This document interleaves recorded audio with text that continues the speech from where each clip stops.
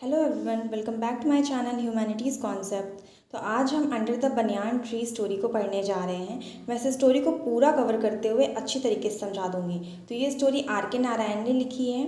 तो ये स्टोरी शुरू करते हैं। सोमल नाम के एक गांव था जिसमें 300 से भी कम लोग रहते थे, क्योंकि वहाँ इतनी सुविधाएं नहीं थी। जैसे पूरे गांव में एक ही पानी का टैंक था जिससे गांव वाले पानी पीते और नहाते थे, यहाँ तक कि उनके जानवर भी उसी से पीते और नहाते थे, जिससे कई बीमारियां भी होती थी जैसे टाइफाइड, मलेरिया। पर गांव वालों को ये कोई नई चीज़ नहीं लगती थी, क्योंकि वो इस चीज़ के आदी हो चुके थे।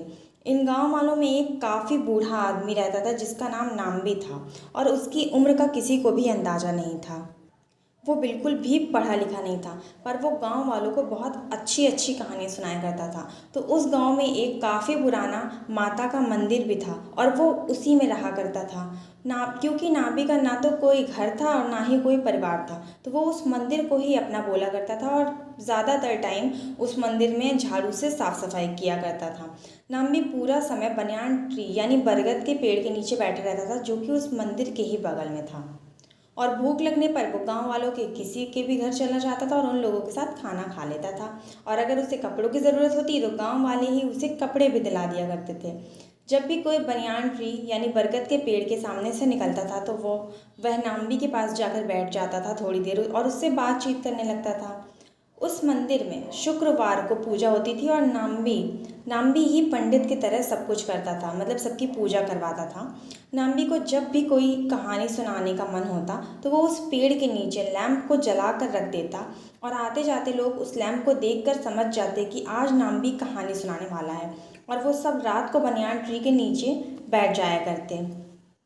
बच्चे बूढ़े सब आया करते थे, और नाम्बी कभी कभी उन लोगों को देर तक भी कहानियाँ सुनाया करता था, और जब तक वो कहानी सुनाता था तब तक सारे लोग बैठकर कहानियाँ सुनते रहते थे। और जब उसे रुकना होता कहानी सुनाते वक्त तो वो कह देता था कि माता कह रही हैं कि आज के लिए बस इतना ही। और माता का मतलब उस मंदिर की देवी से है जिसकी उस मंदिर में पूजा होती थी। फिर वो नाम्बी जाकर मंदिर में ही चला जाता था और सो जाता था, और गांव के लोग भी अपने अपने घर चले जाते थे। एक दिन फिर जब नाम्बी को कहानी सुनाने का मन हुआ तो वो स्टोरी सुनाते सुनाते रुक गया, और उसे कुछ भी याद नहीं आ रहा था। उसने दोबारा कोशिश की, फिर भी उसे आगे की कहानी कुछ भी याद नहीं आ रही थी। नाम्बी सोचता है, अभी तक मुझे कहानी याद थी, पर अचानक मुझे कैसे भूल सकता है आगे का। मतलब थोड़ी देर पहले तक मुझे कहानी के आगे का सब कुछ पता था, पर मैं अब जब उस समय आ गया कि मैं आगे का बताऊं तो मैं सब कुछ भूल गया हूँ। और माता से प्रार्थना करने लगता है कि मेरे साथ ये क्या हो रहा है। ये सब देख के गांव वाले बोलते हैं कि तुम काफ़ी देर से कहानी सुना रहे हो, इसलिए थक गए होगे, थोड़ा आराम कर लो।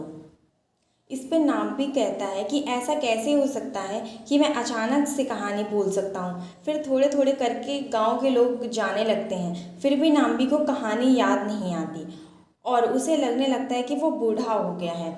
और फिर उसके दोस्त के अलावा उसे उसे छोड़कर सारे लोग चले जाते हैं, और उसका दोस्त बैठा रहता है और बोलता है, मैं तुमसे उन सब की तरफ से माफ़ी मांगना चाहता हूँ, पर वो लोग तुम्हें परेशान नहीं करना चाहते थे, इसलिए चले गए हैं। नाम्बी काफ़ी परेशान हो जाता है, और नाम्बी बोलता है कि मैं अचानक से तो बूढ़ा हो नहीं जाऊंगा।